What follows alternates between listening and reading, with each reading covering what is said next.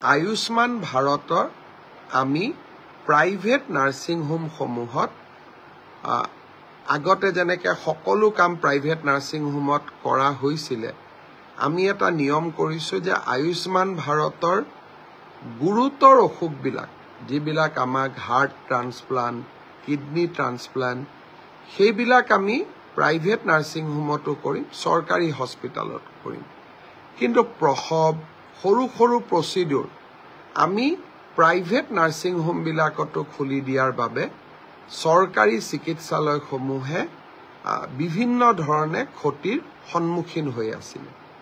আৰু বহু সময়ত দুৰ্নীতিৰো বিশাল অভিযোগ আহিছিল সেই কাৰণে অসম চৰকাৰে এটা সিদ্ধান্ত লৈছে যে আয়ুষ্মান ভাৰতৰ কাৰ্ডত আমি সেইবিলাক বেমাৰহে নাৰ্ছিং হোমত যাব পাৰিম যিবিলাক ক্ৰিটিকেল চৰকাৰী হস্পিটালত সম্ভৱ নহয় তেনেকুৱা আমি 300 প্ৰচিডিউৰ প্ৰাইভেট আৰু চৰকাৰী নাৰ্ছিং হোম দুইটাতে ৰাখিছো কিন্তু বাকি কামবিলাক আমি চৰকাৰী চিকিৎসালয়ত আমি কৰিম কেন্সাৰৰ চিকিৎসা বি বৰুৱা কেন্সাৰ হস্পিটালত কৰিম গুৱাহাটী মেডিকেলত কৰিম টাটা আৰু আমাৰ মাজত স্থাপিত হোৱা চিকিৎসালয়বিলাকত কৰিম কিন্তু প্ৰত্যেকটো পৰ্যায়তে যদি আমি প্ৰাইভেট নাৰ্ছিং হোম বিলাকত সৰু সৰু বেমাৰৰ চিকিৎসাৰ কাৰণেও যাওঁ তেওঁলোকে বেমাৰটোৰ চিকিৎসাৰ কাৰণে আয়ুষ্মান ভাৰতৰ কাৰ্ডখন লয় কিন্তু লগত আৰু বহুত অতিৰিক্ত টকাও লয় চৰকাৰী হস্পিটালত অন্ততঃ তেনে ঘটনা নহয় চৰকাৰী চিকিৎসালয়সমূহ শক্তিশালী কৰাৰ বাবে লোৱা প্ৰচেষ্টাৰ অংশ হিচাপে আয়ুষ্মান ভাৰতৰ এতিয়াৰ পৰা সকলো প্ৰচিডিউৰ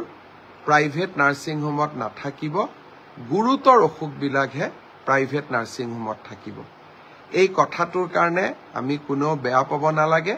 চৰকাৰী হস্পিটালবিলাক সুদৃঢ় কৰা ভাল কৰা আমাৰ দায়িত্ব আৰু যদি আমি চৰকাৰী হস্পিটালবিলাক এৰি দিওঁ সুদৃঢ় নকৰো আৰু প্ৰাইভেট হস্পিটালক যদি আমি বছৰি 200 300 400 কোটি টকা চৰকাৰৰ পৰা দি থাকো তেতিয়ালে এটা সময়ত আমাৰ চৰকাৰী চিকিৎসালয়বিলাক এক প্ৰকাৰ মৃত্যুমুখী হৈ পৰিব মই ভাবো যে এই সৰু সংশোধনটোত